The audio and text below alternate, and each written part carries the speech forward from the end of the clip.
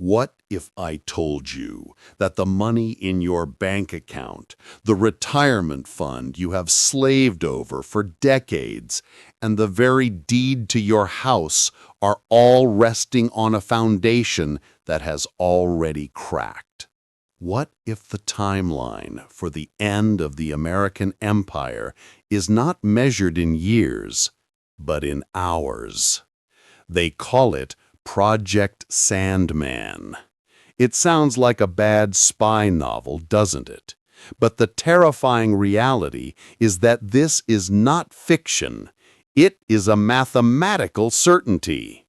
It is the coordinated, synchronized dumping of the US dollar by over 100 nations simultaneously.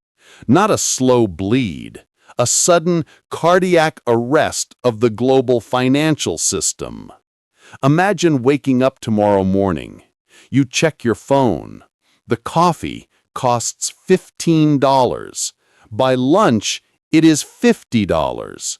Your credit cards are declined not because you are broke, but because the banks have simply stopped. The ATM screen is black. The gas pumps are off. This isn't just about inflation. This is about the weaponization of debt and the hidden mechanism that keeps the lights on in the West. A mechanism that is being dismantled right now while you watch this video. We are living through a financial pain point that feels like a vice tightening around your chest. You feel it at the grocery store. You feel it when you look at mortgage rates. But that pain, that is just the tremor before the earthquake. The official narrative says this is transitory. They say it is supply chains. They are lying to you to keep you calm while they secure the lifeboats. Before we expose the receipt for this disaster, I want to know who is standing with us. Where are you watching from? Drop your country in the comments below. Let them see that we are a global community that sees through the fog. And if you want the unfiltered truth that the mainstream media is too terrified to broadcast, hit that subscribe button and turn on notifications. We are peeling back the curtain, and you need to see what is behind it. To understand the day the dollar dies, you have to understand the day it was effectively born as a weapon.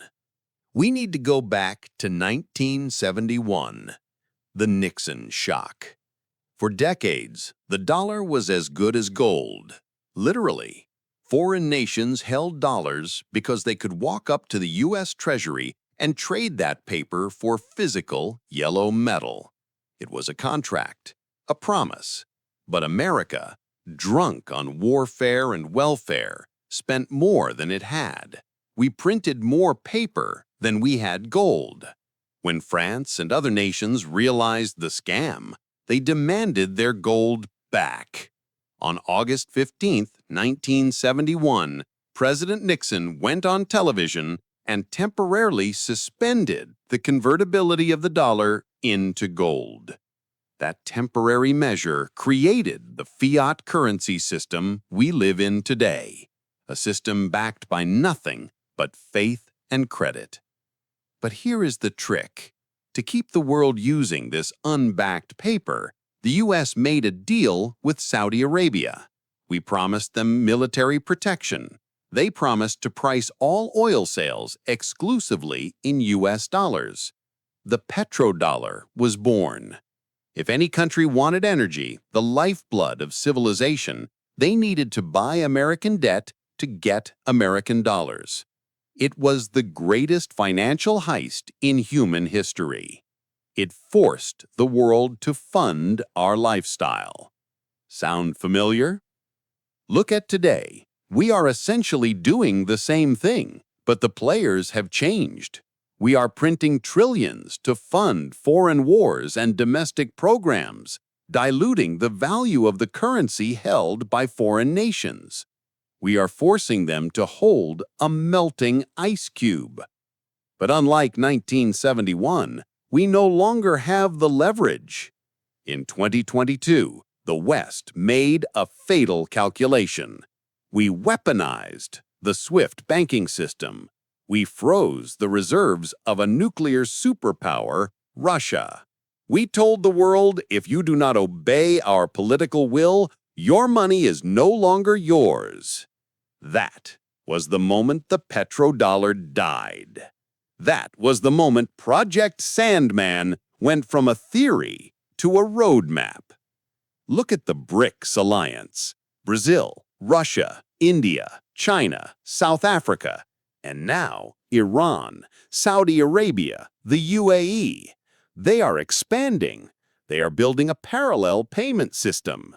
Saudi Arabia, the very anchor of the petrodollar, is now accepting yuan for oil. They are openly discussing trading in currencies other than the dollar. Sound familiar? Just like France in the 1960s realized the U.S. did not have the gold, the Global South today realizes the U.S. does not have the solvency. They are holding IOUs from a bankrupt entity.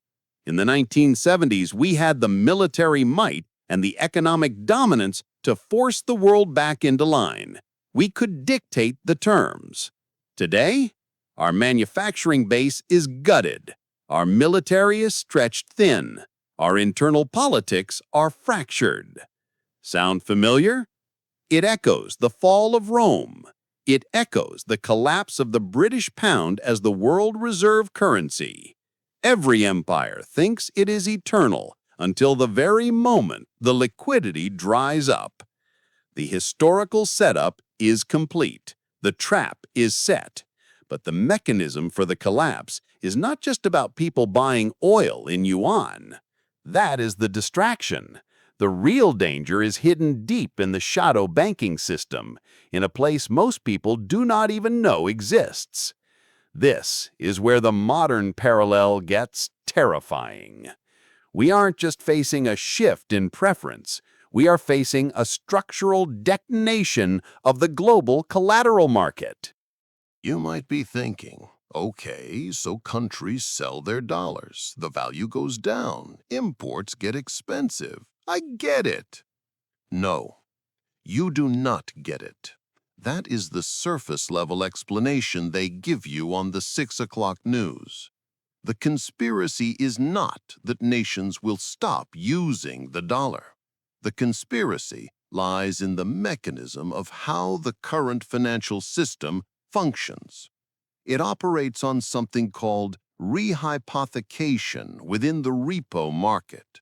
This is the twist. The U.S. Treasury bond, the debt that these 100 nations hold, is not just an investment. It is the pristine collateral of the entire global banking system. It is the foundation. Here is the secret they keep from you. Wall Street takes one treasury bond, lends it out to Bank A, who lends it to hedge fund B, who uses it as collateral for a derivative bet with Bank C. That single bond might be supporting 10 different massive financial bets simultaneously. This is called a collateral chain. So, what happens when Project Sandman executes? What happens when 100 nations do not just stop buying, but start selling? They flood the market with treasuries. The price of the bond crashes. The yield spikes. But here's the horror show. When the value of that bond drops, every single link in that rehypothecation chain breaks. Bank A, Hedge Fund B, and Bank C all get a margin call at the exact same second. They need cash, immediate cash. But there is no cash because everyone is selling. This isn't a recession. This is a vaporization of the shadow banking system. And who enabled this? Who allowed this house of cards to be built so high that a single breeze could topple it? You will not believe the name. It is not just a president. It is not just a chairman.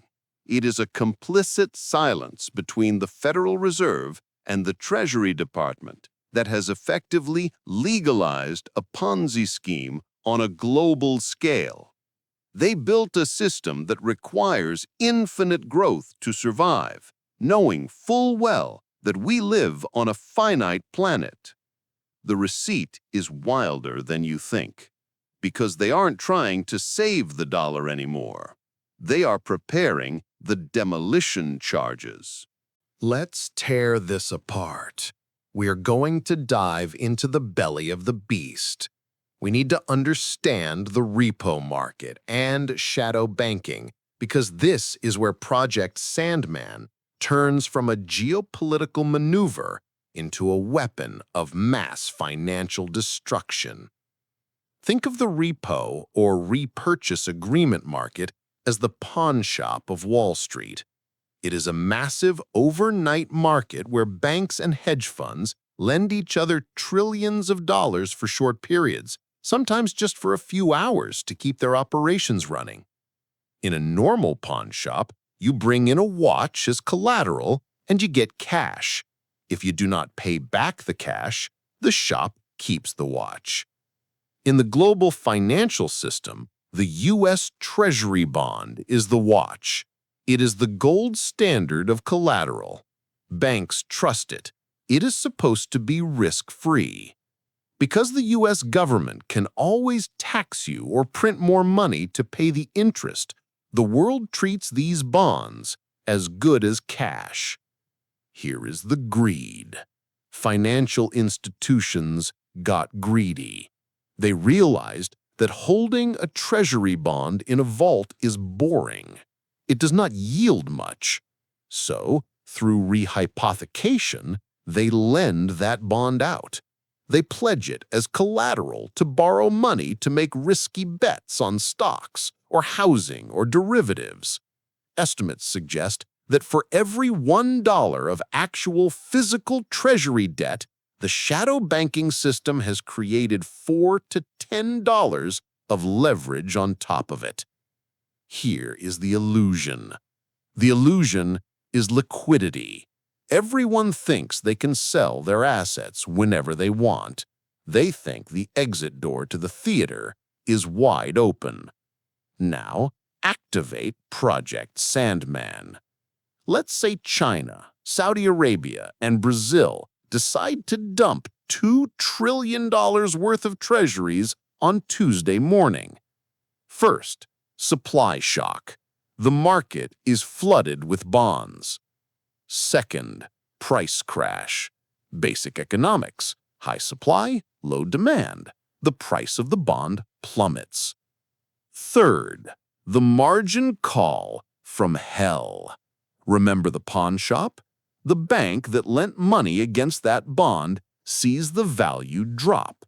They say, hey, your collateral is worth less. Give me more cash now, or I sell your bond. Fourth, the liquidity freeze. This happens to everyone at once. Everyone scrambles to find cash to pay the margin call. To get cash, they have to sell other assets like stocks, gold, crypto, and real estate. This creates a doom loop. Selling drives prices down, which creates more margin calls, which forces more selling. The numbers do not lie. Let's look at the stats that should keep you awake at night. $33 trillion. That is the current U.S. national debt. It is adding $1 trillion every 100 days. This is an exponential curve that only goes vertical before it crashes. $200 trillion. This is the estimated value of unfunded liabilities like Social Security, Medicare, and pensions. Money the government has promised to you but does not have. $1 quadrillion. That is a 1 followed by 15 zeros. That is the estimated notional value of the derivatives market. This massive bubble of bets is largely backed by U.S. Treasuries. September 2019. We already saw a rehearsal. The repo market spiked from 2% interest to 10% overnight. The plumbing clogged. The Fed had to panic print hundreds of billions to unstick it. That was without a coordinated attack from foreign nations. 70%. That is roughly the percentage of global currency reserves held in dollars 20 years ago. Today, it is dropping toward 58% and accelerating. This is parasitic finance. The system feeds on new debt to pay off old debt. It requires foreign nations to keep buying our debt to keep interest rates low. If Project Sandman executes and those nations stop buying and start selling, interest rates in the U.S. do not just go to 5% or 7%. They could skyrocket to 15% or 20% overnight to attract buyers. Do you know what happens to the U.S. government budget at 10% interest rates? The interest payments on the debt alone would consume 100% of all tax revenue. We would not have money for the military, no money for roads, no money for Social Security. The government effectively shuts down. This is an engineered collapse. Why do I say engineered? Because the policymakers are not stupid. They know this math. They know the derivative bubble is mathematically impossible to unwind. They know the BRICS nations are making their move. The complexity of the mechanism serves a purpose: moral hazard. It makes the system so complicated that when it breaks, they can tell you it was a complex, unforeseen error, rather than we looted the treasury and left you with the bag. Imagine a crowded theater. The US dollar is the exit. There are 100 nations and thousands of banks in that theater. Project Sandman is someone yelling "fire" while simultaneously bricking up the exit. The panic won't be rational. It will be algorithmic. Computers will sell faster than any human can react. Your pension fund? Gone. Your savings? Devalued to dust. Your property value? Collapsed because no one can get a loan at 20% interest. This is the mechanics of the endgame. The repo market is the fuse. The BRICS nations hold the match, and we are sitting on the powder keg. We are standing on the precipice of a change so vast it makes the Great Depression look like a minor market correction. The modern system is faster, more interconnected, and more leveraged than anything in history. In 1929, news traveled by ticker tape. Today, catastrophic failure travels at the speed of light, fiber optics. When Project Sandman hits, there will be no time to react. There will be no time to call your broker. There will be no time to drive to the bank. The doors will be locked before you even know the crisis has begun.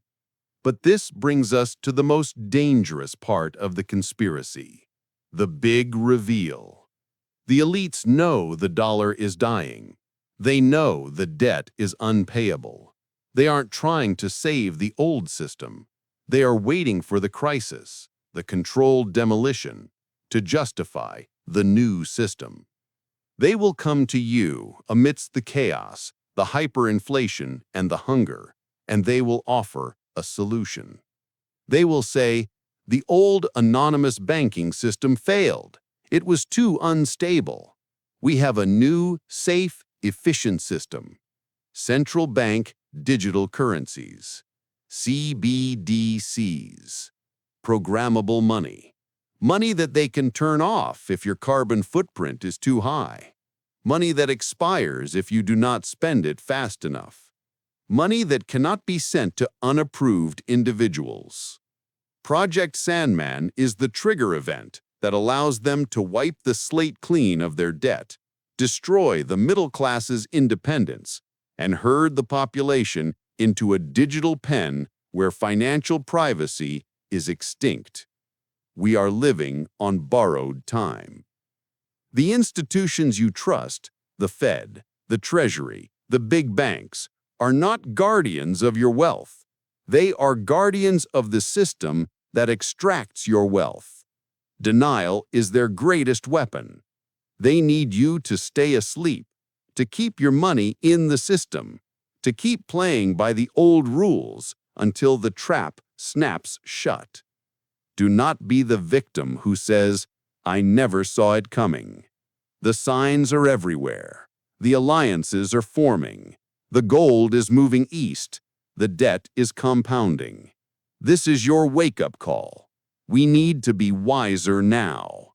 We cannot walk the same path in better suits and expect a different result. If this video opened your eyes, you have a responsibility. Share this. Send it to your family, your friends, the people you care about. We have to wake people up before the switch is flipped. And if you refuse to be a victim of this financial reset, subscribe to this channel. We are building a lifeboat of knowledge in a sea of deception. I will see you in the comments, and I will see you on the other side of the crisis. Stay vigilant.